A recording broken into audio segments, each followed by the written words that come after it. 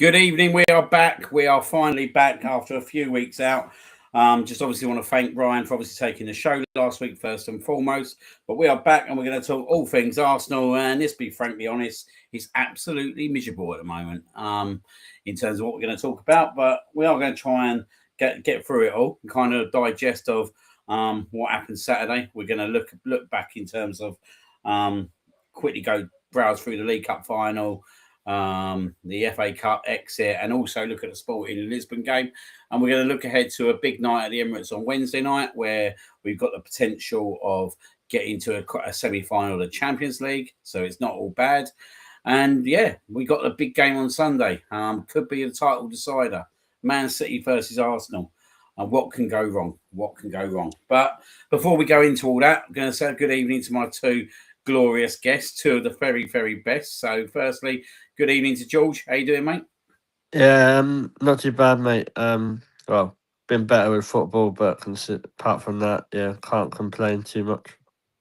No, it's been a bit of a sore affair, isn't it? And Yeah, sadly, you was at the Southampton game, wasn't you? mate, I was glad I couldn't see that. Jesus, like it was that bad. Even I had to listen to a headset, and that kept cutting out. So I was like, I'm not signed up for this. But yeah, it was. Obviously, it was good to see a couple of people, but yeah, it was. We'll get into it, but I think I was more annoyed with that game than the League Cup final. So, but we'll come into that. Yeah, definitely, absolutely. And good evening to G. How you doing? Good evening, everyone. Yeah, not too bad. Sort of looking towards Wednesday, trying to keep the positive mindset because otherwise it starts bringing you down, doesn't it? And all the crap you read. But yeah, it's we'll get into it. But it's first and foremost great to be back on this show with you guys. It's been a while. Yeah, it has been a while, but it's obviously great Yeah, to have you on. I only said something about a storm and it's kicked off on Twitter. Yeah. But yeah, no, it's obviously great to have you on, and yeah, looking forward to talking all things football this evening. So, look, just want to quickly run back to before the international break and the Man City League Cup final. And there's a reason why I want to go back into this game a little bit in terms of obviously the performance that we produced that day. Now, I was obviously at the game. Went into the game really enthusiastic. I thought it was a great chance to get the first trophy on the board. And I've got to be honest with you, for the first half hour, I thought we looked all right. I thought we looked well in the game. But then this tendency dropped in, yeah, right. And this is something that's really frustrated me all season. And it's the reason why I want to bring up the League Cup final. In the second half, we produced the exact same performance that we produced against Liverpool at the Emirates, where we decided that we didn't want to come out our own half, that we would be quite negative in our approach. And Man City, pretty much for the first 10, 15 minutes of that second half, a bit like Liverpool, had 90% of the ball. Now, for me, this kind of football is not substantial whatsoever. And for me, it really confuses me, like why we, after months and months of football, where we watched it at Liverpool. If I'm being frankly honest, I watched it against Chelsea in the last 10 minutes at the Emirates against 10 men, where they absolutely battered us. I watched it against Brighton, where we got away with a 1-0 win, where that's actually Brighton battered on our door for about 80 minutes, plus about 10 minutes of injury time, and somehow we got away with it. And let's be honest, that night was masked, probably because we got the win, but also because Man City drew with Forest. Yeah. Everton at home, we was 0-0 up to the 90th minute until Victor Gyökeres pops up. And let's be honest, yet again, I think that performance was masked by Max Dowman's incredible effort. So I know me and you are talking off it, George, but Yeah. this football is not something that's just crept round the corner. This has been a style of our game, I would say, for the last 3 to 4 months.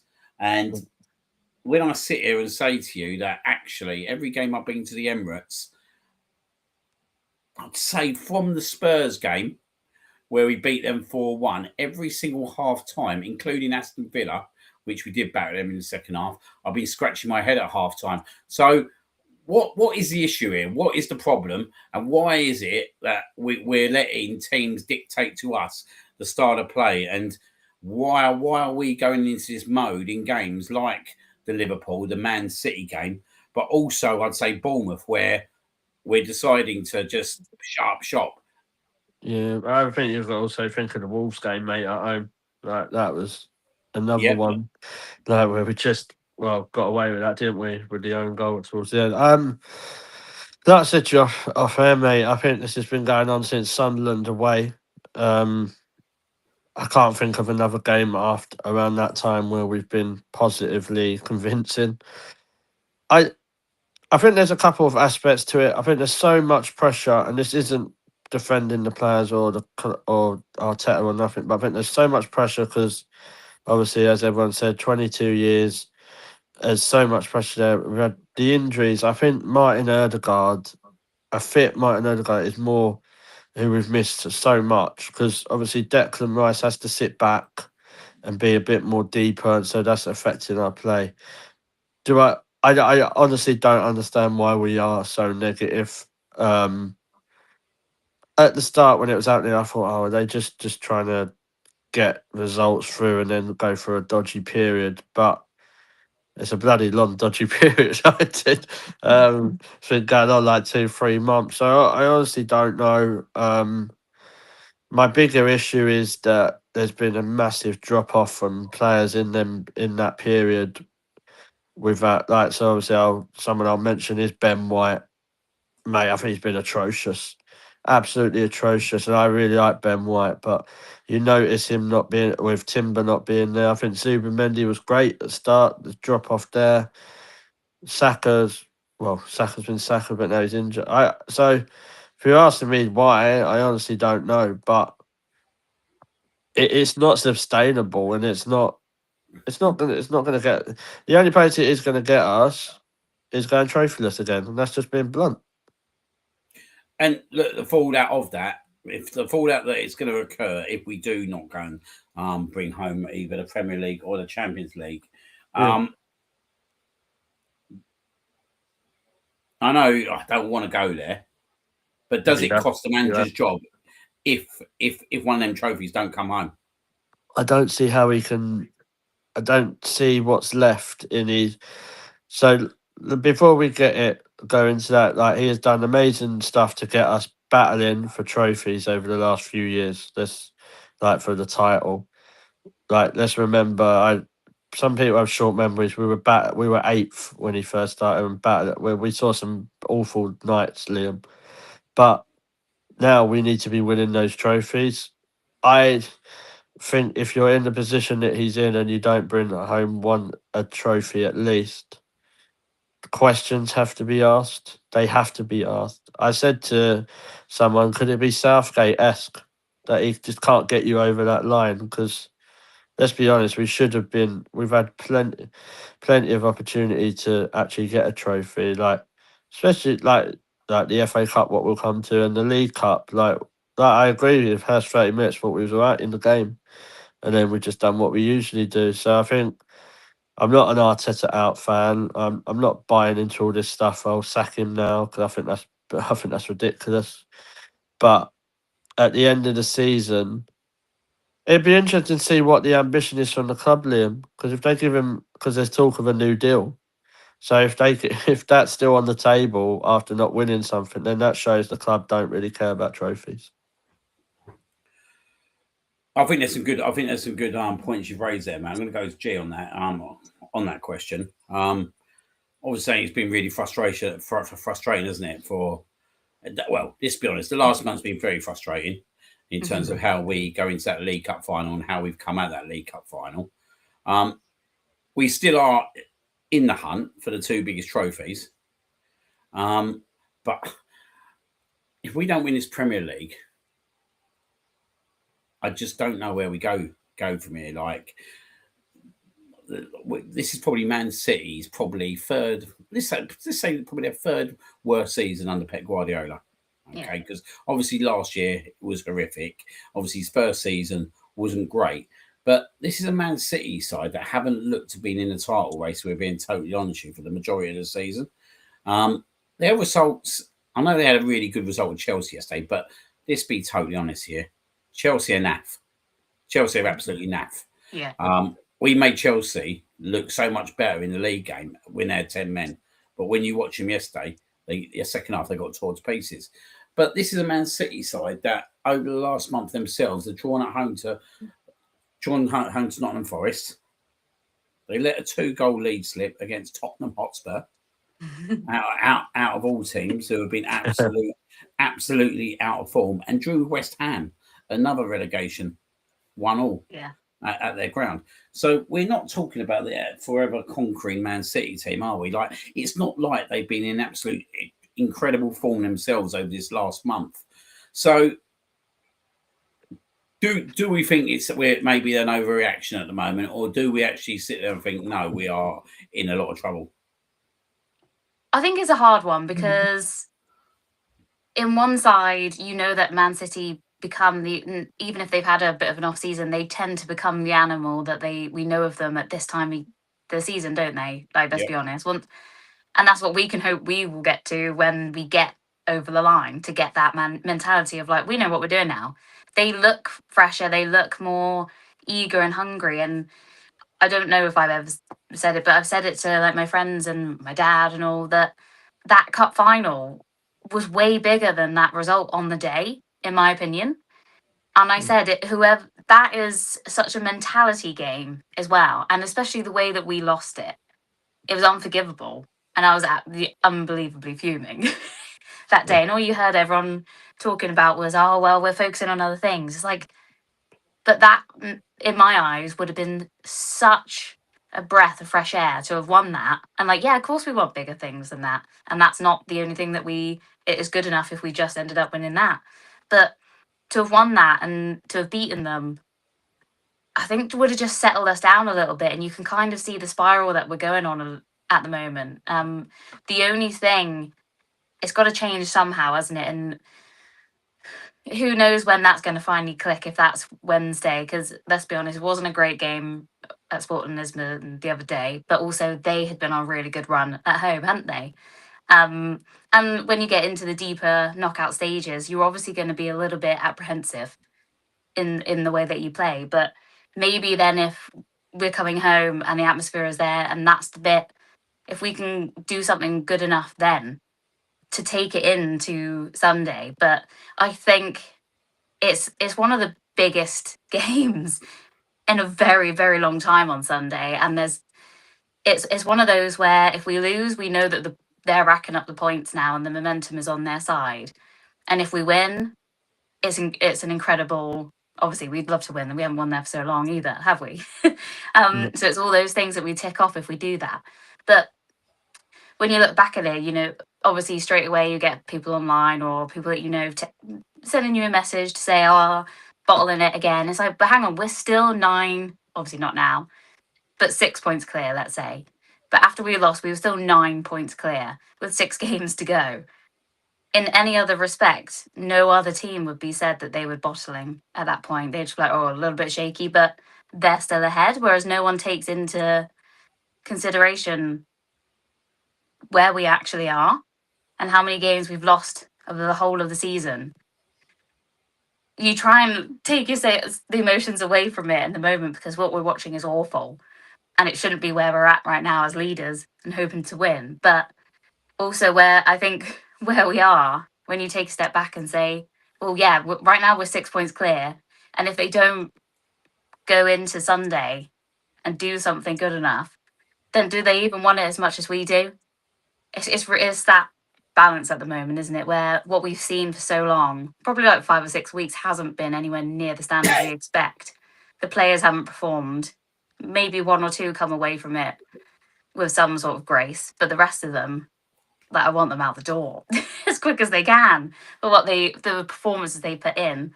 And you don't see other clubs doing that, so I don't know what it is. I couldn't put my finger on it. What's wrong with us at the moment? I think there's some really kind of interesting points raised there. I think onto your last part first, in terms of what's wrong with us. I just think that I think the injuries have really kind of affected us throughout the season. I think maybe that's been a little piece here, right? That it's been a domino effect, isn't it? It's been an absolute domino effect all season long. We get someone out, we bring them back, they either get re-injured or someone else goes out. So at the start of the season, all our attacking players were out. Then we got all our attacking players back. Then all our defence was out.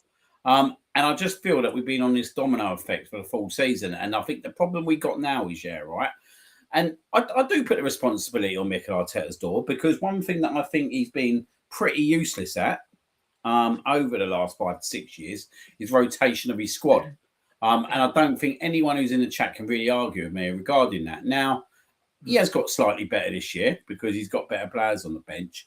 But the problem what we have, and we seem to get into this situation every year, is we get into April time and then we start relying on players that actually have had no football in them. So I'll take, for example, Saturday, and I actually didn't think he had a bad game Saturday, but Lewis Skelly has had pretty much minimal football. But now we're in a situation yet again where, due to injuries, he's been thrusted in. Ben White for me. Now, I'm going to be quite controversial about Ben White, because I'm like you, George. I do like Ben White. But actually, he's come back from England a much worse player.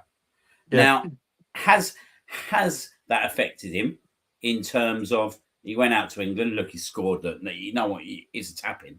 No one could miss it. Do you know what I mean? But he got himself a goal, but he still got booed. He made a big mistake at the end for the penalty, which obviously gave him the draw. Then got booed again. And then he come back and then put in that horror performance at Southampton. Now, the problem I have with Ben White at times is he looks so too laid back. So when that first ball goes over him, there's no passion. Like, do you know what I mean? There's no emotion. Like, if Gabriel did it, you could tell that he'd be absolutely pissed off with himself. Where Ben White's just like, it is what it is. Do you know what I mean? And that's who he is. Do you know what I mean? He admits he doesn't like football outside football. You're not going to change him whatsoever. But I feel he's lost a lot of fire out of his belly, and I feel that he's come back from England in worse form than what he actually went into. Now, he's had minutes, so there's no excuse for him not to be performing now. Do you know what I mean? Like, he played in the League Cup final. He played for England. He come on. Then he played in the second game. He's played at Southampton. He's played in Sporting Lisbon, where I thought he got better. But yet again on Saturday, I thought Ben had a good first half. But then the problem with Ben is at the moment, and this is not all his fault as well, because I thought about Ben, right? And I thought, do you know what, right? He's not actually a right back by trade. So we converted him into the right back role. And I feel that where he is now at part of his career, and with the injuries he's got, I think that he would probably be a player that would be better off going to a team, I don't know, let's just say Everton, someone like that at the moment, where he could probably play centre-back. Yeah. I just feel that Ben's had a lot of injuries, and I just feel that he hasn't got the drive that he probably had in terms of getting down the line and getting back like he did. Now, for me, Timber is a big loss, a big loss. Because actually, I think Timber got a lot of grief at certain parts, probably in January, February. Some of it was kind of, I think, agreeable. I think he was knackered because I think he's been overplayed, just like most of the players do in this team. But I do think he's been a big miss. And I think due to that, I think that we're actually putting players into positions and they're probably not fit enough to be playing in positions. And I think teams are exploiting that. And when you, the thing for me is when you've got players like that, you've got to try and play to your strengths and not put them under that pressure. And for me, the way Bournemouth set up, and I'll tell you what, fair play to their manager, because the way they set up here, right, was to press us and to press our defence, do you know what I mean? And block out all the zones that we could get the ball into anyone. And they've done it incredibly well. They did it incredibly well. But the problem is, right, when you've got players like Ben White and Miles Lewis-Skelly, who either are not in form or they've not played enough games, you're putting pressure on them by playing that style of football. Now, the second piece for me was on Saturday, the wingers. Now, they didn't have good games whatsoever. My personal opinion, yet again, look, I'm not the manager, so I could just sit here and say it doesn't really matter. But I'd have played Max Downman on Saturday. I'd have given him a start Saturday. I said to someone the week before, look, if Max has a really good game at Southampton, which he did, I would play Saka at Sporting, thinking Saka was fit. And then what I would do is not play Saka at Bournemouth because he's coming back from injury, and maybe give Downman a game. Because let's be honest, yeah, right? Every time Downman's been on that pitch, I know it's only Mansfield, but he was the only player that went out there and put a performance in on a hard pitch. You know what I mean? Southampton, that was the man that was driving us forward in the last 10 minutes, even when we went 2-1 down, winning all the free kicks. I felt that was a moment against Bournemouth that he could have and should have been given the opportunity from the start. And I feel this is the kind of decisions that Arteta's too afraid to make. And I feel sometimes because he's too afraid to make them decisions, they're going against us. And I feel his tactical decisions in bringing players on and bringing players off are just the same. So he takes Havertz off, he brings Eze on. He takes Madueke off, he brings Dalman on. He takes Trossard off, he brings Martinelli on. But there's no improvement in the team because actually the issue is the tactically structure of how we're playing. Now, I feel he should have been brave enough to take Subamendi off. I feel he should have been brave enough to take Subamendi off, put Declan back in the 6. I know Havertz weren't having a good game, but do you know what? Yeah, right. If you put Eze in the team and then you put Havertz in there, Havertz gets stronger and stronger as the game goes on. We've seen that in games. Do you know what I mean? And I just feel that sometimes, yeah, right, when things are not going against us, he'll bring a player on like for like, but I don't think that's the actual answer. My personal opinion is this midfield has not worked for months and months and months. And for me, it works better away from home. Yeah. I looked at the fixtures. I'm going to go to you on this, George, in a sec. I looked at the fixtures back in February. I was doing a show with Jim, and I said to him, I feel we need to get out this Chelsea game. And then I feel what we need to do is it ain't going to be Declan Rice, potentially take Subamendi out at home and play with 2 proper number 8s and start bringing the team up and pushing the team up. Do you know what I mean? And that's half the problem. You're looking at our wingers, yeah, right? And they're literally in their own half, or they're on the halfway line. Yeah. We hardly ever once in that first half got the ball to Martinelli or got the ball to Madueke in the last 30, 40 yards of the pitch. Now, for me, these 2 players, to get anything out of them, that's where they need to be. They don't need to be on the halfway line. They don't need to be in your own half. They need to be in the last 30, 40 yards to make things happen. And it didn't happen once, mate. It didn't happen once. So I do feel that he needs to make a tactical decision or a tactical tweak in his team. I feel he needs to be brave. And I feel that the people that get the best results in life, whether it's football, whether it's home life, whether it's work life, are the ones that make the brave decisions. And I do feel that Mikel Arteta needs to make a brave decision now. Yeah, no, I agree. Like one of the decisions, obviously, with the Bournemouth one, what I didn't get, I've always been on the attitude, if you're on the bench, you're fit enough to play at least 45 minutes.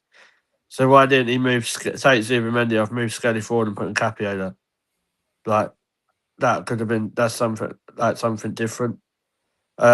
I agree with like the tactical play. Like, let's just get it right. That's why Bukayo Saka's probably not playing or ain't played that well because he's been burnt out for 3 years. There's no Timber, like you say, like he's burnt out, and this is why what is the point of people like Christian Norgard? Like, because when he's played, I don't think he's actually been that bad. Like, so what if you're desperately wanting to play that Zubimendi Rice, why not put Norgard in for a game? And I don't know what Dalman has to do to get a start. Like, and this is what was pissing me off, Liam, on the Southampton game. The only positive outlet we had was Matt Dalman in that whole game, personally, for me. Like, there wasn't Martinelli, we spoke about a number of times. I'm not going to preach to the choir. I don't think he's good enough for this club, but he's there, so we ain't got many choices. But I think what really frustrates me and annoys me. We have a decent summer, which I think we did, but we're in the same position that we still feel like there's 6 players that need to go. Yeah. And that's what annoys me. Off the top of my head, you've got people like Ben White, Martinelli, Trossard. Not good enough for this club. Not good enough at all. Calafiori is doing my absolute nutting. He's such a liability. It's like Tomiyasu all over again. He played one game, he's out for 6.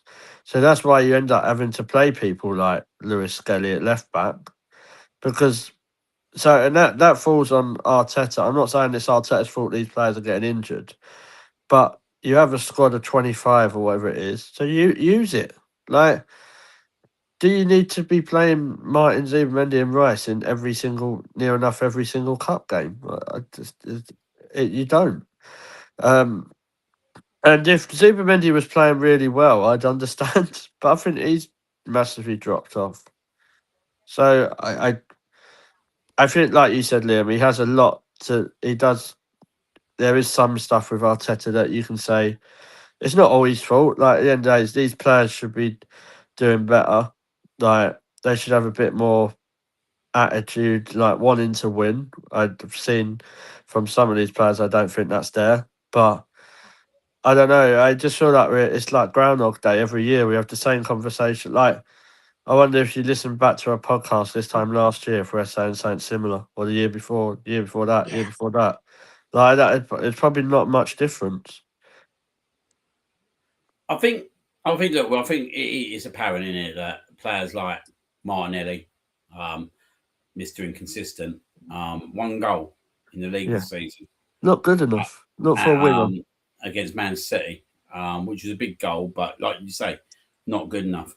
Trossard, I have to be honest with you, right? Come on that pitch, scared.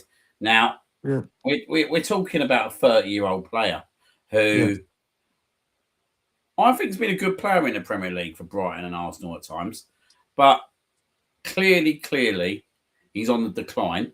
Clearly, there's something not right, and maybe the game don't suit him, the team don't suit him. But I have to feel sorry for these guys a little bit. I do have to feel sorry for them a little bit. And maybe people will sit there and go, I don't really understand why you do. But I'll tell you why. Because they're all in the same boat. Madueke has got 2 goals or 1 goal and 2 assists in the Premier League this year. Something like that. We're talking about Martinelli, 1 goal. I couldn't even tell you when the last time Trossard scored. Was it Aston Villa away when he come on the pitch that time? I want to say potentially it might have been the case. Maybe Aston Villa, I don't know. But they're all in the same boat. Saka, he hasn't been scoring goals in open play this season. Let's be honest, his goal against Brighton was very, very fortunate. Very, very fortunate. That's why I'm surprised that I'm just being in that team. How Victor Gyökeres has scored 18 goals, and everyone's had a go at him. Yeah. How he scored 18 goals this season, like people said, stats don't lie. I'm shocked he scored 18 goals. Because I think he's been doing on his own. I think it's an incredible effort. I was talking about it earlier on. To score 18 goals in this team, right, and to be absolutely ripped to pieces by part of your fan base, by social media, by other outlets for the majority of the season, in a team where actually no one else is contributing with goals really whatsoever. Even Eze. This is a fantastic player who should be our maverick. And look, we started to see the best of Eze just before he got injured, frustratingly, before the Man City game. And I think if he doesn't get injured in that game, I think we have a better chance to win that final, if I'm being totally honest. Yeah. But this is a guy, right, that come back on Saturday, and he fell into the system. And this is what I'm trying to say to you guys. All these players are coming on and coming off, but they're having no impact. And the reason why there isn't is because they're all going into their same positions and all struggling. Now, Eze is nowhere near where he needs to be in terms of where he needs to be on the pitch. Mm. You've got Eze dropping pretty much deep for the ball, when what you do need with a maverick like Eze is him literally as close to Gyökeres as possible. Yeah, You want to definitely. be getting the ball into Gyökeres, and you want someone like Eze taking that ball off him. And I'll give you the prime example: Tottenham Hotspur away. Yeah. That's the prime example of what you want from your team, your players. Now, why can we go to Tottenham home and away and do it, but we don't seem to be able to play that way against any other team? I think Rice is falling into that as well, mate. And this ain't a dig at Declan Rice, 'cause I love Declan Rice. But if you actually watch him more recently, he's getting further backwards, back. He's basically sitting just ahead of Gabby and Saliba alongside Zubimendi. Where have we seen the best of Declan Rice? When he's breaking into Higher. that box and Running higher into up. gaps, Yeah, and like which he hasn't done at all this season. no, and like if like no offense, like if we can see that, why can't Arteta or his coaches see that? And like I understand maybe because Havertz, when you play him in that sort of 10 role, he doesn't track back defensively, maybe, and that's why Declan's there. But then I don't see the point playing Rice and Zubimendi if you're playing them both like that. It's either one or the other for me. I see the point of playing them away from home. I definitely But see the not at point. home, mate. You know No, what I no, mean? Like, no. At yeah. home, the tactics should be totally different. Do you know what I mean? Like, I'll be honest with you, what we need, yeah, right? And I think you've hit on the forward. Look, Declan Rice is an incredible player, right? But if we're being totally honest, Yeah. He's probably for me, he's a great number 6 who would add you incredible things from a number 6 when he does come forward. Do you know what I mean? A bit like Gilberto did. Do you know what I mean? Gilberto was incredible number 6. But I'll tell you what, when Gilberto went, he was good at like getting goals, like arriving late in the box. And for me, that's what someone like Declan Rice should be. Do you know what I mean? Now, this is my big issue. Like at home, is that actually like we're the home team. We're the team that really should be on the front foot. We're the team that should be pinning the team back. And look, this is not something that Arteta's not done before, because in the 2022-23 season, we was brilliant at it. I remember blowing away Klopp's team at the Emirates. Like we blew away Man City last year. So the capability's there, the quality's there, and we can do it. The system's not done it allowing against Atletico Madrid earlier this season. Exactly. But the system's not allowing us to do it. And when the system gets pressed, and then when it does get pressed, like Liverpool did at the Emirates, like Man City did in the second half, like Bournemouth were doing on Saturday, I don't see a reaction from, firstly, the team to understand how they're going to get out of it, but even from the manager. Now, for me, the manager should be saying, do you know what?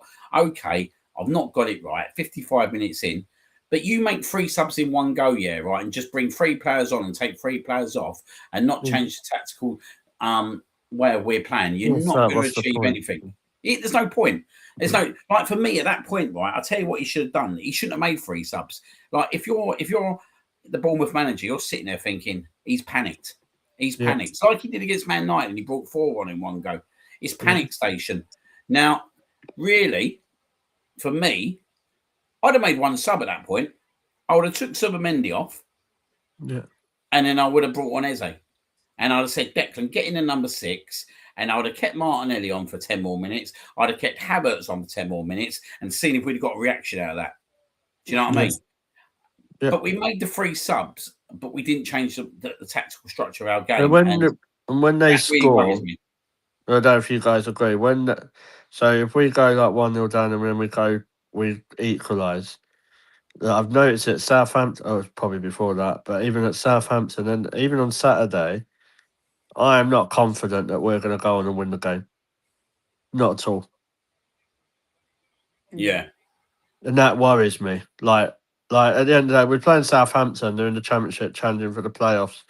Not going to disrespect them, but the team that we put out should be winning that. Like, no, let's not get that twisted. Like we was at home, but I thought Bournemouth were top of the league the way they were playing. Yeah, and we were like near mid-table. It was just, and I just don't understand it. Like over the last 4 or 5 years, we've played. It's like we've played 2 different types of football. Like we were positive and attacking, and it's boring. It's boring and it's worse. And do you know what, guys? As well, we're not even getting the results, so we can't even use that. We can't say, "Oh, do Yeah. you know what? We don't care how we play," because we've used that narrative for a while. We don't care how we're playing because we're getting the wins. Well, now we're not. So Yeah. drastically, We've you need to change. we've relied on certain things like corners or scoring late to get us over the line. That's never going to work long term. You can't do a whole season doing it. Yes, you might get a few here and there, and maybe we picked up points where other seasons we wouldn't have. But you can't. It's not consistent, is it? And you get to the Mm. point where it's like 10 minutes before the end, and they're just not. They're still passing it backwards, We and turned there's no Declan the Rice. urgency to Yeah, change something, or just someone taking it by the scruff of the neck and go, do you know what? Fuck the diagrams. Fuck yeah, what we've learned all week. This ain't working. I'm gonna make a run and bring up the team with me and do something with it. But none of them are doing it. They just go, oh, hang on, let's just go backwards a minute. Let's recycle and go again. And it's just yeah, not working. But no one, apart from obviously when Max, you see it against Everton, when he came on and just ran at someone. I know Martinelli does, but he's not good enough to do that because he'll fall over his but own they turned. shoelace. But now But no we've one turned else Dec. does it, and it shouldn't Well, take a 16-year-old to no, to show that this is how. It's almost as if it's better for him because he's not been drilled so much in this whole yeah, new system of the new era of football, and he's pretty old school and going, do you know what, I just want to play football, I'm going to yeah. show off what I can, and it's exciting. But how, seeing that, does that not make you go, actually, I'm capable of doing that? Look at the crowd, they're up on their feet wanting it to happen. It's so easy to get, I could do that, and they're just going, oh no, hang on, let's go backwards again, or sideways across, or you can see, I don't know what, you can see certain passes sometimes where you think, oh, slide that through, and Yeah. someone's in, and they're just going, oh no, slowing it down and then going to the side, and you're like, the pass was so on, and they're Yeah. just not reading it. I don't know if they're not reading it, but you can see it, and you're like, I ping that through there, or you, at least if you play that pass and it gets intercepted, you could go, oh, fair enough, they had a good idea, but we're just not doing any of it. Well, it's- We're slowing it down so Yeah. much, and then by then that invites pressure back onto us, and then we're going further and further back. And like you said earlier, Liam, our attackers have then got like 60, 70 yards to run. Of course, they're going, every couple of times they're going to be knackered by the time they get to the final third, and then that's when we see balls go flying over the bar, or they just run out of steam by then because they've got so much, whereas we're not coming high enough up the pitch to be able to play those little passes and then have that short burst at the keeper. That's what's doing. I think the right what annoys me with what they've been doing with Rice, like he's turned into Rory Delap at the end. Like he'd throw in the Why ball. is he taking throw-ins? That's what I mean. Why it's one of your most attacking players taking a throw? And I'm it winds me up. Yeah, but this is the issue, isn't it? That actually, right, Declan Rice for me on Saturday was the only one who I felt in myself that really had the capability to do anything in that team and really try to do something. Like, this is a guy, right, that has been incredible for us. But the problem is when he starts trying to do too much, he loses focus on actually what he's going to do. So, like, his corner kicks weren't as effective. But this is because actually other players are not stepping up to the plate. So your Trossards, your Martinellis, your Madawakis, you know what I mean? They're not stepping up to the plate. Yeah, as I said, there is a structural problem there, massively. But at the same time, you either want to do it or you don't want to do it. And look, I'll be honest with you, like you can't tell me that Martinelli wants to go out on a pitch and not score goals and not assisting goals. You can't tell me that Trossard wants to do that. You can't tell me that Saka wants to do that. You can't tell me Madawaki wants to do that. You can't tell me Odegaard wants to do that. You can't tell me Eze wants to do that. We have got all the attacking players, as I've just mentioned there, to play good, attacking, vibrant football. Yeah? The manager needs to be more braver in his approach.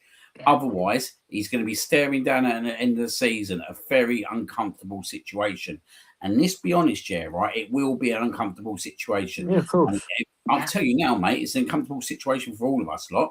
If you're in group chats, if you're reading Sky Sports mugging you off about a bottle, if you were listening to absolutely everyone, what everyone said. I had a West Ham fan call me today and said, I thought Declan Rice left to win trophies. Like, mate, you're in a fucking relegation battle. Like, that's what I mean. having people saying all that stuff. Like, but It's I going to get don't know. worse. Yeah, well, Yeah. the only thing I will say about Saturday, I did think Lewis Skelly, for someone who hasn't played that much, did actually play a lot better than he has recently when he has played. Yeah, he did Like, have a good, but he all right seemed like game. the only one who give a fuck as well. I did think, as I said, I thought Skelly had quite a fair game, to be fair to him. Just going to go on to Andrew's point. There's no reason why Max Downham can't play in the 10 role. There's no reason. He played against Mansfield. He played against Southampton. I know people are going to go, what's League One? Plays it in the under-21s, like whenever he plays, and for England. But yet again, there's no reason why he can't play in that role. There is no reason. Do I see him playing in that role? Probably no. Because actually, when you got the likes of Odegaard, Eze there, it's going to be quite hard for him to ground that role. But later in games, there's no reason why he can't play in that role, because actually, he's a kind of player that you do want going into your last 10, 15 minutes. He will drive the team forward. He will not be scared to have the ball. And look, he's 16 years old. He's got no fear. And that's the word, fear. That's it. Fear. But Arteta's got to be brave with him. He's got to be brave with the team. Like, what I need now, right? And this is what I need, is on Wednesday, put a performance in against Sporting, and I've got no doubt they will do that. I've got no doubt they'll do that. I think they'll comfortably dispatch Sporting on Wednesday. I could be wrong, but what I've seen in Europe this year, we deal with the European teams very well. Yeah. But then I look at, I just see Martinez has been sent off for Man United. Welcome back. Paul Calvert-Lewin's hair. But for me, I need to see Katie McKay. Yeah, it is pretty much that. I need to see, right, players sticking their chest. I want players turning up with Man City with their chests out. I want players confident in their ability. I want Eze in that team, right? Because I'll tell you why I want him in that team. Because when he scored that goal against Leverkusen, that's the kind of reaction and the kind of arrogance that I want from our players. Right. They're the kind of players that I want in my team. I need players who are going to turn up there on Sunday and go, do you know what? We're not going to tolerate the way that we've been treated over the last 2-3 months, the last few years. Yes. We went to Manchester United Liverpool last year. They had a flag of Arteta, a bridesmaid flag. Now, if that can't fucking motivate you to win a Premier League, then nothing will. If you can't see a geezer fucking drinking an Arsenal bottle, who's been made to feel like he's fucking Donald Trump now, he's that famous, then nothing fucking will. Do you know what I mean? Like, you got Sky Sports literally pulling their pants down to him, and I'm sorry for saying that, but you are getting him on air, right, to mug us off yet again. And this is where we're going. This is where we're going with it. And if you can't turn up Sunday and be confident in your ability, then do you know what? Listen to Granit Xhaka's interview in 2022 when he said, if you're scared, don't turn up, stay at home. Exactly. So do you know what I mean? You've got to go there. You've got to go there with confidence. You've got to go there without fear. And that's not just about the players. That's the manager as well. And the manager needs to do something massive on Sunday. He needs to do something massive. And if he gets it right, he will get his credit. And if he gets it right, he will pretty much be in a situation, right, that his legacy could be built from that moment. But I actually think it's the biggest game of his career. It is the biggest game of his career. It is the biggest game. But because if it don't go great, I don't know. I think he's under a lot of trouble. But obviously, if he gets a win, you can build on from that. But I don't think he can go there, mate, and just think he can play the same old. No, if it won't work, they'll do what they've done the other week. It won't work. He needs to do something different. He needs to be brave. He needs to seize the moment, right? And do you know what? If they do that, they will get over the line. They win at Man City. We might not win every point at the end of the season, but you're getting into a situation then, right, where actually then they're going to need you to at least lose 2 more games at that point, and they've got to win absolute everything.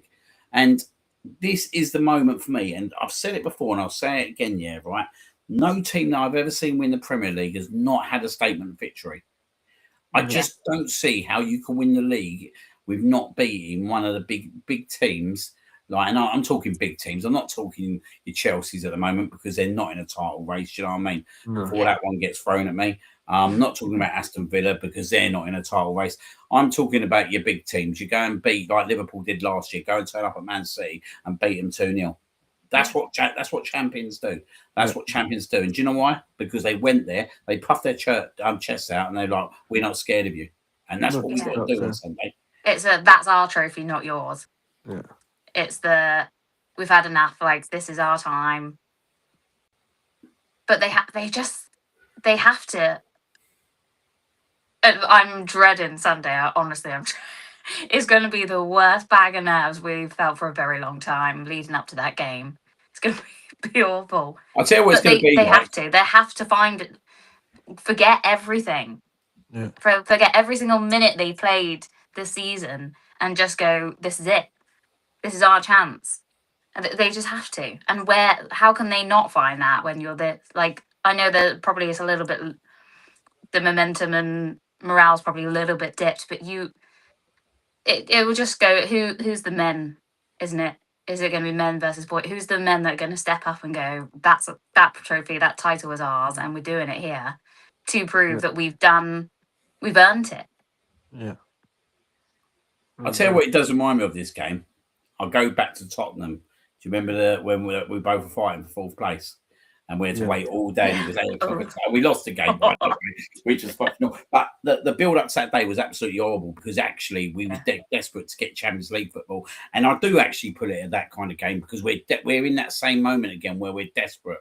Do you know what I mean? We're absolutely desperate to get over the line, and that game will get us over the line. Now, look, we get a draw over there. That's positive. That is positive. Yeah. But Newcastle, they're not a bad side. You've got to go and beat them. West Ham away. I know we've got a really good record the last 2 years, but they're fighting. They're fighting at the moment. Look, Fulham and Burnley, I think we should. Look, Fulham will want us to win because half our team's bloody ex-Arsenal. When Burnley, I think they'll be gone at that point. So I don't think they'll have much to fight about. And Crystal Palace, if we're being totally honest, I keep saying it, you want them to get to the Conference League final. So they'll basically, their heads going into that last couple of days will be, actually, we don't want to get injured. Do you know what I mean? Like, they will just turn up run through the motions if they get to that final. But it's for me, it's a must not lose game because I think if you let City beat you, I just think that the problem we'll have then is City's wings will be proper up, and then we are relying on a Bournemouth or an Everton, and I'm looking at them two games and saying to myself that actually they're the games that I think Man City could slip up in. Not saying they will, but they're the games that will be clutching at straws at. And I just feel it's a defining moment for this football club on Sunday. It's a defining moment for Mikel Arteta. And the players, some of the players. Yeah, a big shout. I wouldn't actually play Ben White. Well, I'd rather see Mosquera there.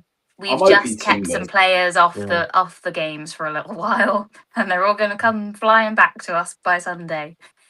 If Timber's not fit, I would play Mosquera. It's quite interesting that Salmon's playing tonight, isn't he? Yeah. And I did sit there and think that's quite interesting. Look, he could sit on the bench on Wednesday, but you'd like to think, that hopefully Timber and Saka are at a level where they're coming back into the game. Now, look, Wednesday needs to be a platform. But we need to make sure that we don't think of it as it needs to be a platform. We've got to beat Sporting Lisbon, but we've got to have the right players that are looking to be in that side playing that game. So he needs to make a decision. Who is he going to play on the left and stick with that player through Wednesday and Sunday for me? Eze has to play. For me, I think Eze could be the difference maker at Man City, if I'm being totally honest. I think he could be. I think he really could be. I'd play Erdegaard and Eze if they're fit, but I would put Eze on the left because I think we need someone who knows how to shoot.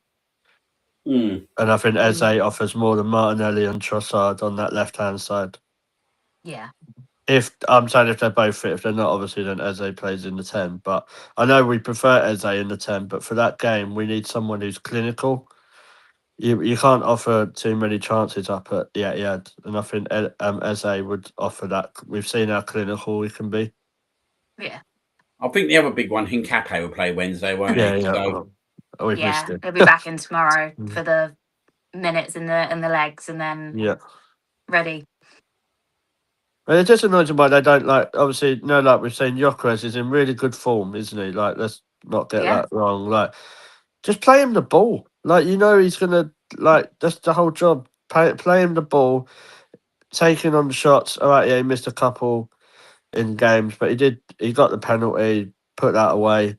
But I think if you play to his strengths, then you've got a chance. Like, I was having this conversation. Someone was like, "Do you think Haaland would score loads of goals in this Arsenal team?" I don't think he would, because There's no way he would. If you look at I don't think there's much The service difference. isn't there.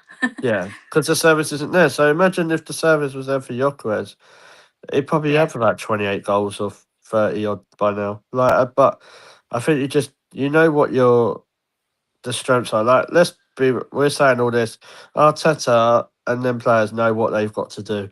It's as simple as that. You've got two jobs: win Wednesday, win or don't lose on Sunday. But I'd rather be going there to win, because then I think, Liam, like you said, you've got your statement. That's a statement. That's not just a victory; it's a statement. Mm-hmm. Yeah, no, I think it is, and I think that's what needs to happen now, isn't it? Is actually it needs to be the statement win now. I don't. Like, we can't be going there thinking about a draw. We need to be going there thinking, actually, we're gonna teach you a lesson. Do you know what I mean? You took the Carabao Cup final off us, fair play. Your support's pretty much mugging us off in the same sentence. Now we're gonna give you a draw's not the sign of champions for me. No, a draw's a sign of someone who's trying to get into the top four. Like, you get a result somewhere like that, but you've got to go and win. Like you say, we haven't done that against. I know. If you look at the table, some of the teams probably ain't where you thought they would be. But like Liverpool, that would be a big statement win. Even I'm not saying Chelsea are big, because they're not where they are at the minute, but you still need to be getting those victories against City or Liverpool, because at the end of the day, they are the champions. So I think City could slip up. That's the annoying thing. There's been so many opportunities, and I think that's what angered me about Saturday, is that performance was pathetic. Yeah. Does it need to get that bad too? And does it need to be against the team up Bournemouth? And that's no disrespect to Bournemouth, but does it need to be to that level to actually wake the team up, wake the management team up? I've been saying that since Sunderland away, mate. So I honestly don't know, because the Wolves game, both of them pathetic. Like, you think those games, they should wake you up, shouldn't you? And or when you just get through something. But I don't know, what more can you do what else do you need to be woke up when you've just crashed out of 2 cups and lost at home to Bournemouth? Like, if they don't wake up now, I don't think they ever will wake up. No, they won't. And I think the Wolves game, there was complacency there, if I'm being totally honest. I don't think Saturday was complacency. I think Saturday, I think Saturday, I think teams are sussed out how to play against us, if I'm being totally honest. And if you've got the capability of players to play that way, you've got a good chance of, obviously, like, literally shutting up shop against us in terms of what we can produce. And this is my frustration against Man City in the final. Why I wanted to go back there, because like Arteta has spoke in the past in terms of he would make the big decisions if needed, and he brought up the Ramsdale Raya situation once, that if he needed to sub a goalkeeper, he would do it. Well, he had the perfect chance to action that in that game. Do you know what I mean? And show that he had the balls to do it. But for me, it was about not just about yet again going like for like.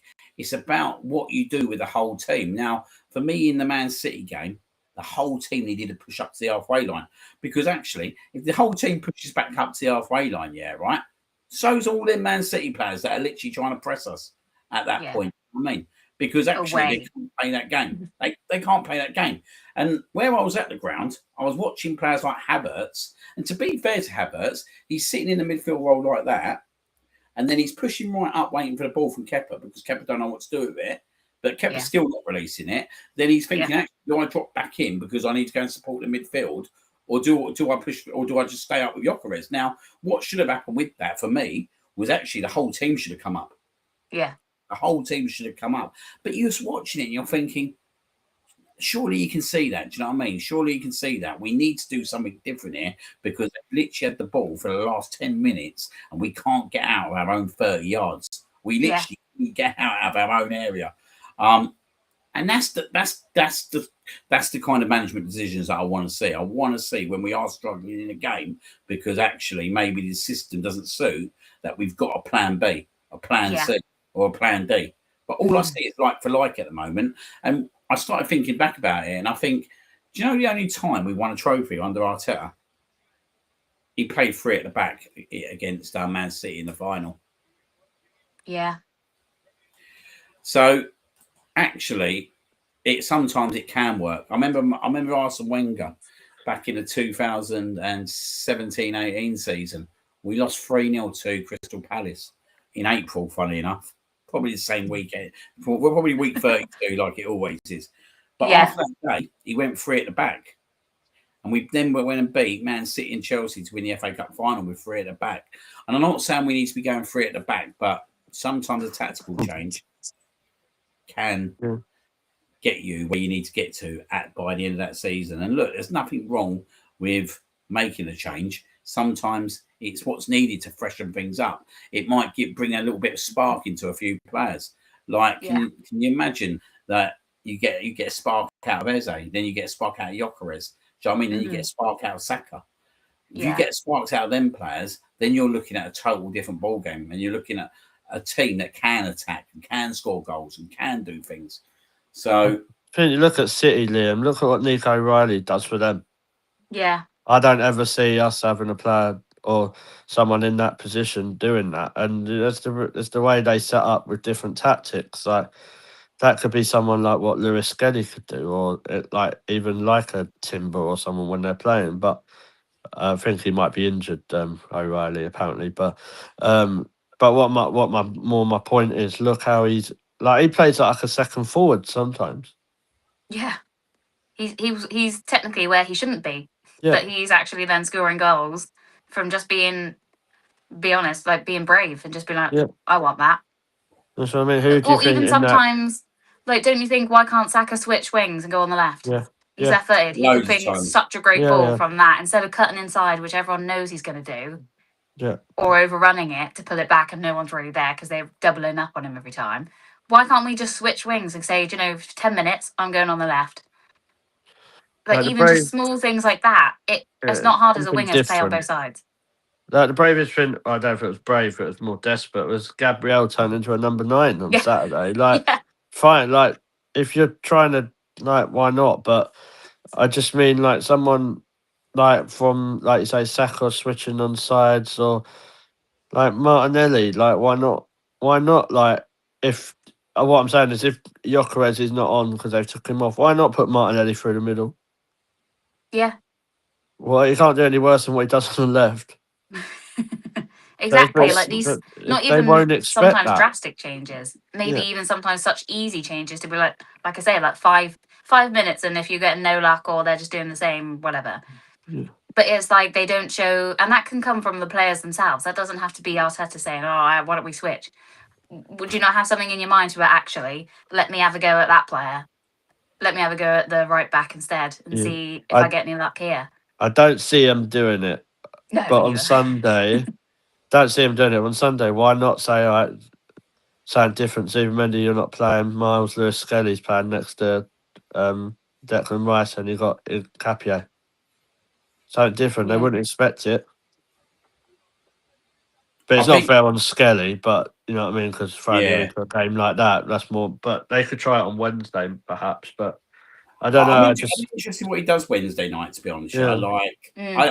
I'll be honest, I don't expect him to do anything different. I think he'll go exactly the same.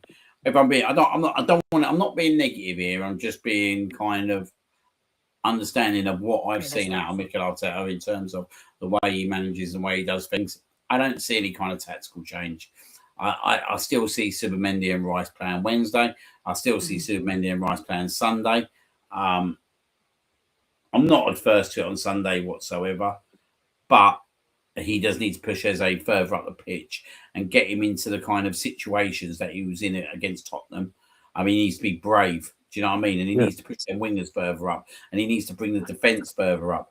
Do you know what I mean? Because actually, that's where you're going to actually damage Man City. And let's be frankly honest here. This isn't the Man City of the old. This ain't the ones where they had the Mahrezes, the Kevin De Bruynes, the Gundogan's. Even Do you know what I mean? defensively, they're not even like that. You know No, they're what I not, mean? mate. They're not. Yeah. Like Nico Riley's not even going to be fit, as we said. So that was their big piece that undone us in the Carabao Cup final. Now look, they have got other players that can undo us. Of course they can. They are a good side. I'm not saying they're a good side. They're a very good side, but this is not the team to go and fear that you once did. And look, I think over the last 2 years when we've gone there and got draws, we've played against better teams. We've made this situation of Man City being in a title race on our own doing.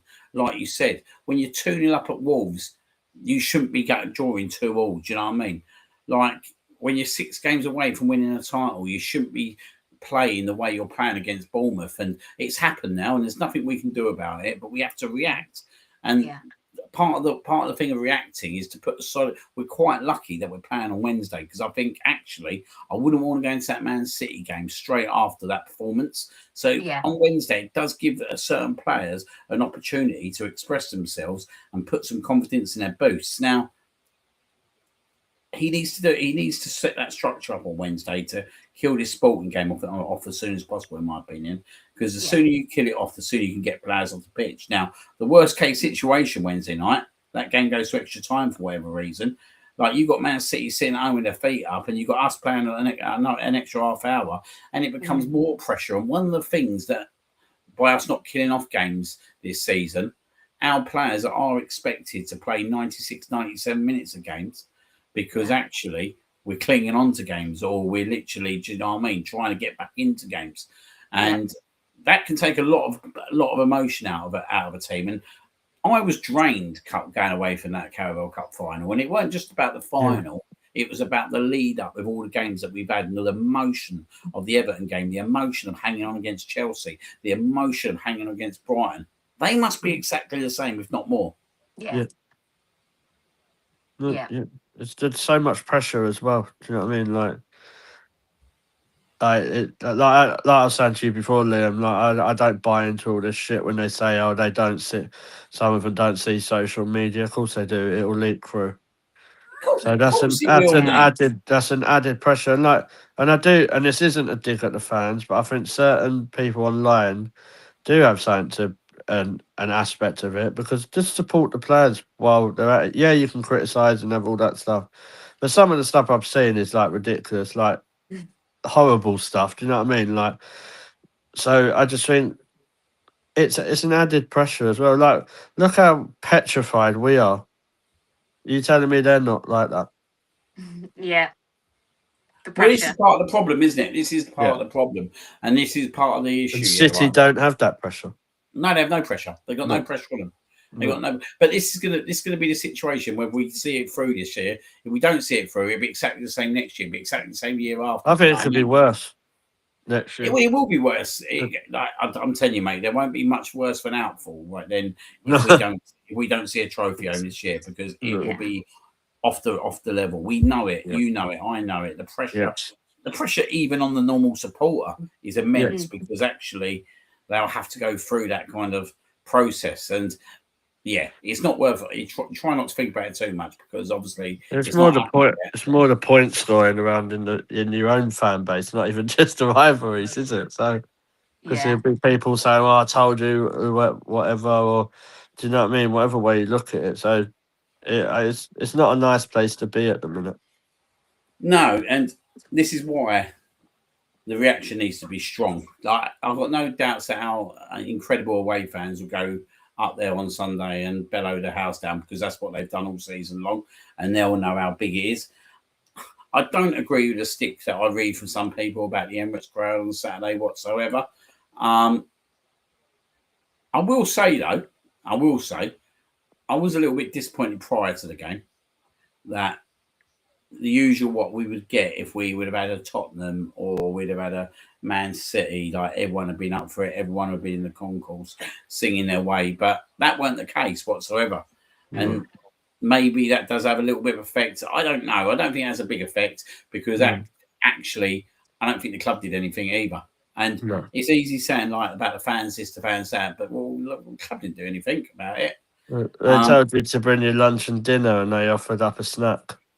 But you can't be coming out and giving. I do you know what? I thought they about need to stop these videos. Yeah, I thought about this more and more. Yeah, right. And I don't think we should be going down the road of this anyway. Because I think if we continue to have them kind of comments, we'll start saying, well, why are you saying this? Do you know what I mean? Like, are you blaming the fans that obviously we're not winning games or getting over the line in certain games? Are you trying to take the pressure away from the team or yourself in terms of trying to put the pressure on the fans? I don't know. I just think that actually we need to get away from that kind of crap and just get back into the kind of situation where actually, like, I don't mind it as much if they actually offer their lunch and dinner, but when they put a performance in, it's like, yeah, right, there's a 3-course meal, offer that, and then you end up getting like a chocolate bar. That's like, yeah, exactly. You sit there and think, actually, what did you bring to the party? Yeah, so that's right. At least offer a free pint before in the ground or something. Get people in there a bit earlier. I know, obviously, it's an early kickoff, so it's hard, isn't it? But is it hard though? Is it hard? No, because if you want to be there, you'll be there, wouldn't you?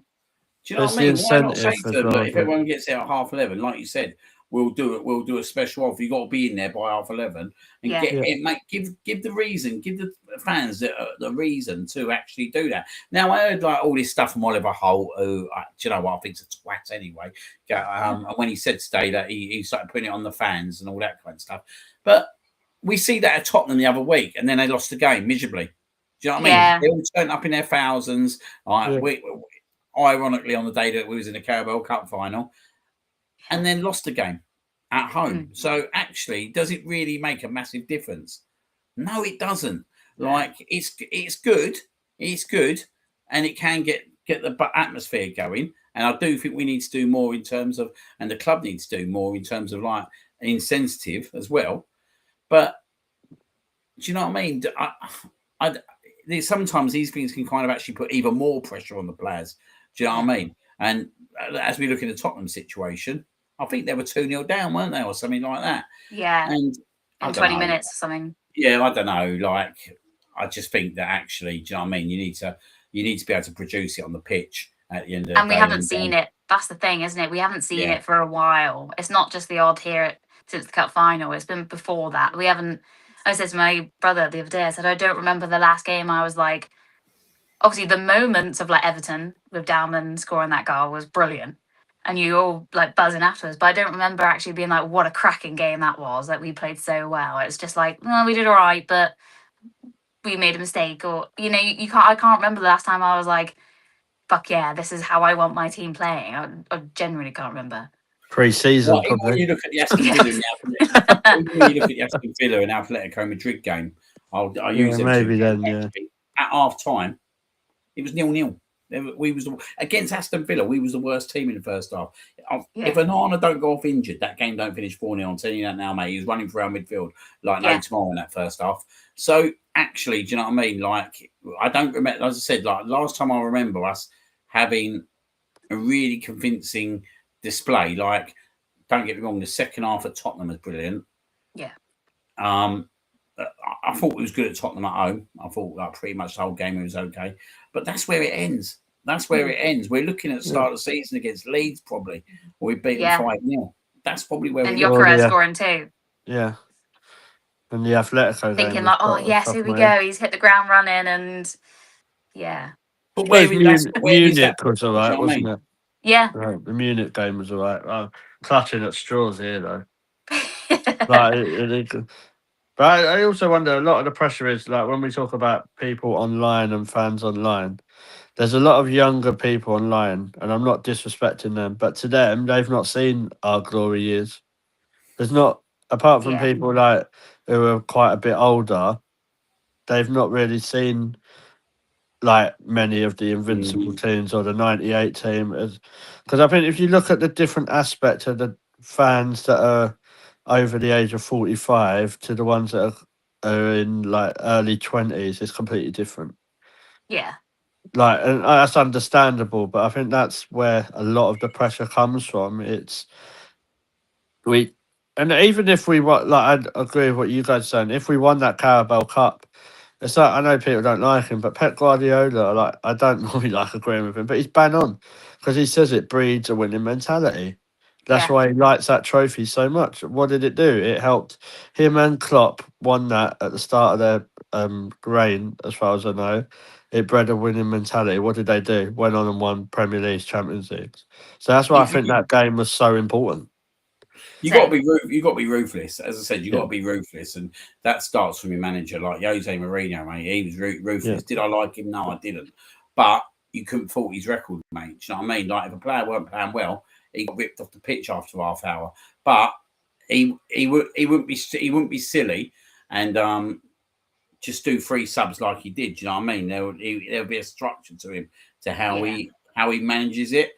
And this is what I think is the missing piece at the moment, is that I think Arteta needs to calm down. I think he needs to really calm down and go back to that kind of manager that he was probably about 2-3 years ago, where he was a bit more fearless. But I do think, oh Jesus, Man United need equalised. I do think that actually with Arteta, that he's lost that fearless attitude that he once had. I remember 2-3 years ago we was battering teams 4-5-6-0 away from home, and I know they were only Sheffield United and Burnley's, but I remember watching the Sheffield United game was 5-0 up after about 30 minutes, and like they literally couldn't get out of their own half, and it was the football. And I was sitting there thinking, do you know what? Yeah, right. This is the football that I want to see us play. I want to see teams pinned in their own half and they can't get out their own half. And we was playing that kind of football. Yeah. And I feel that because we didn't see the job through that season, that's why we're playing like this. That he felt that we had to play like this. Yeah. Where actually, I just think that he didn't need to go like that. He just needed to get the right players into that system for that to make that work. And I believe that he's got the right players to do that. I believe he's got the Eze's to do that. Do you know what I mean? I do believe he's got the right players to do that. So it's not that I don't believe he's got the right players. I just think that we're set up so wrong at times, and it's the team had now got so ingrained in it that they're just thinking safety first, safety first, safety first. Can't concede a goal. Can't concede a goal. Like, I think they probably got so obsessed with defending and teams not having a shot on target, like they did in the whole of October, that they kind of forgot the other side of the game. They forgot how to attack. They forgot how to score goals. And even when you see the likes of Saka scoring now, they're not like the goals that he would score at old. I remember Saka pinging them in for 20, 25 yards out. I can't remember the last time he curled a ball, with shooting from where he's just took it on his foot and then curled it in. I can't remember. It doesn't happen because we've allowed teams to kind of structure themselves against us, but instead of kind of counteracting that, we're trying to play a defensive system to try and lure them in, to try and be on a counter attack, but we can't even get the ball out of our own half. Yeah. So we do need to change this mentality and fast. Hopefully we do see it through. Am I 100%? Am I confident? Not really, if I'm being totally honest.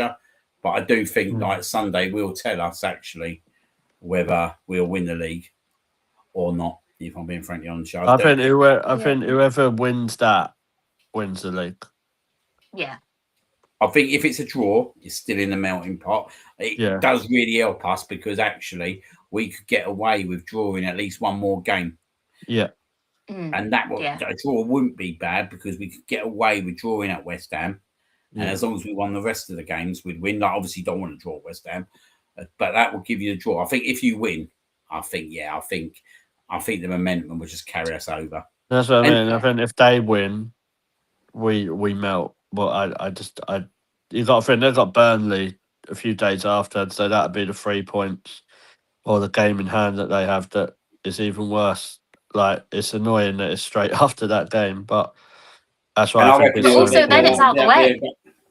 Yeah. So, do you not think as well then the game in hand is done, is out the way, and we're both square? I think the problem at that point, though, if that happened, was their goal difference. I think that would be the concern. Yeah. And then we just got batter Burnley as well.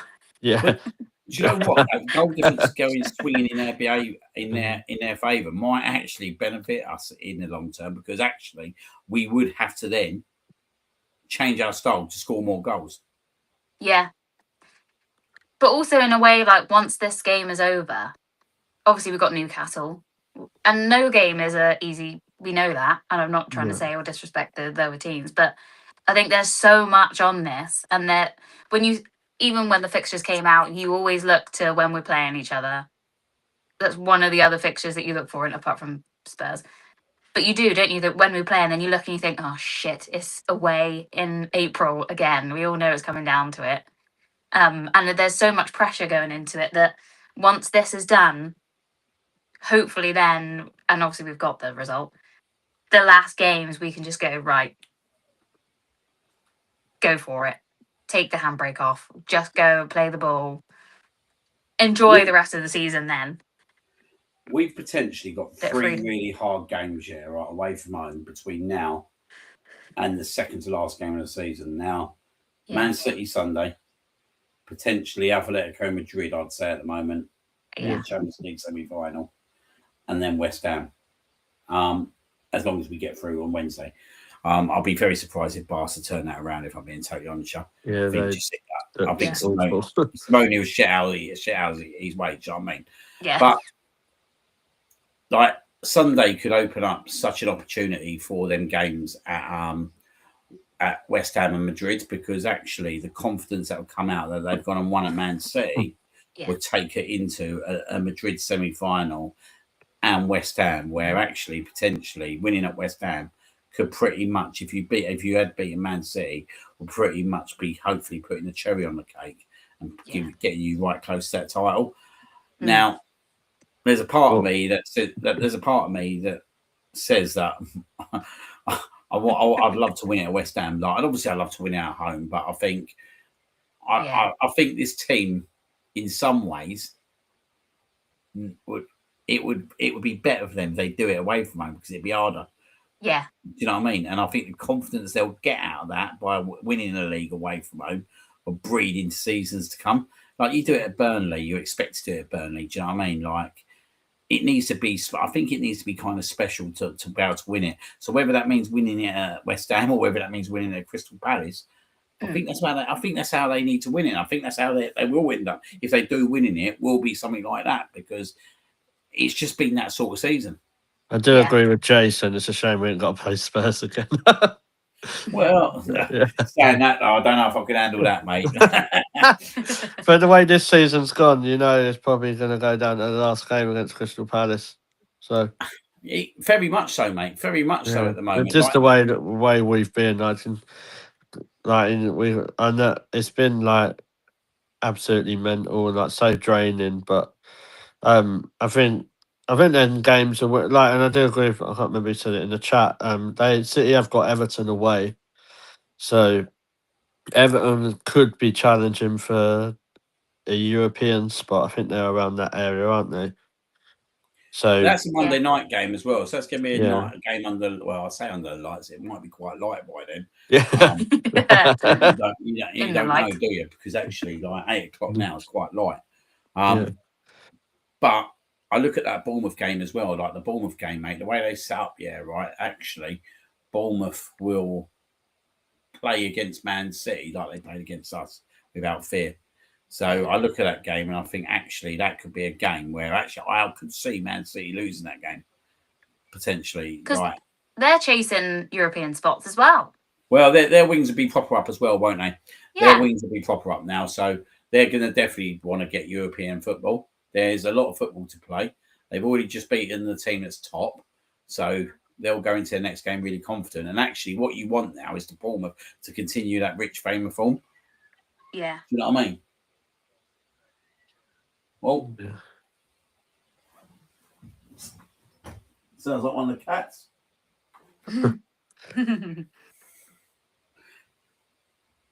But yeah, sorry about that. Sound like a cat fight out there then. But yeah, I'm going to go for a few score predictions before we finish. Yeah. We'll go into the sporting game first. I'll let you go first, Jay, on this one. I'm gonna say 2-0. 3-0 overall. I don't think it will go fully in the 90. No pissing about.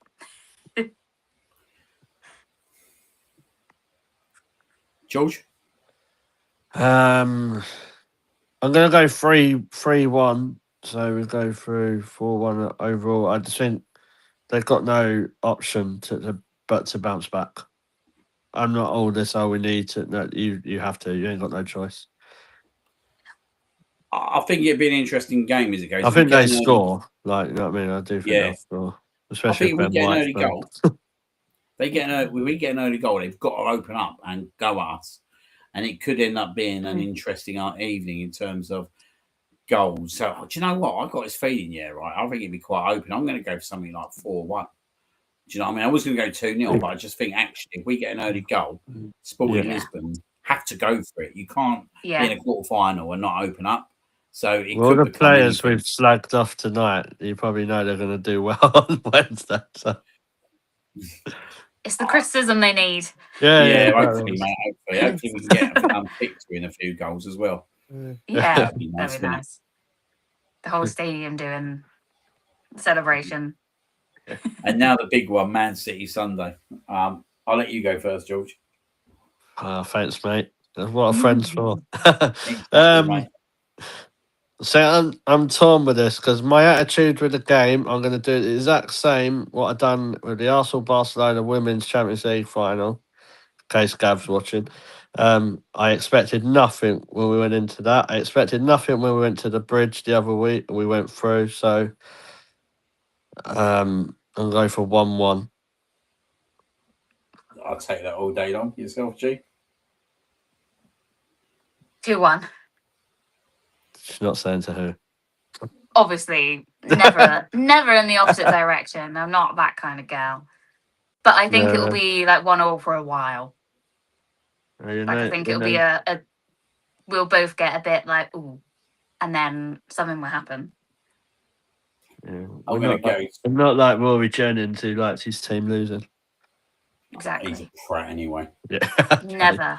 Never back my team to lose. It's a weird breed of fans.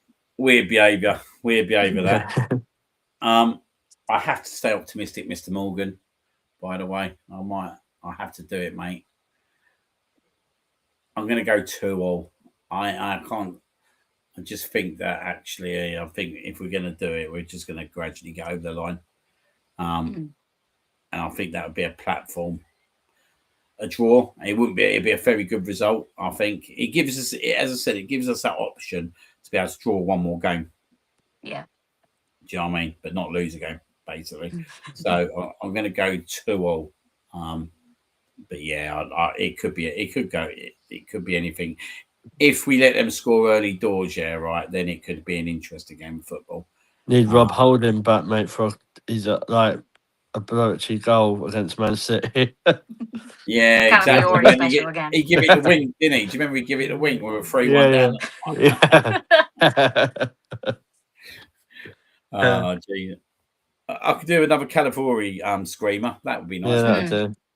Or Santi Cazorla, if he can borrow him for the weekend. Leeds have won, by the way, 2-1. That was a battle at the end. That's a big result for Leeds. That probably. Yeah. Would you say that secures them? Yeah. I think my personal opinion, right? I think Nottingham Forest and Spurs are going to scrap it out. Yeah, I think so. I think West Ham are on a bit of a wave now.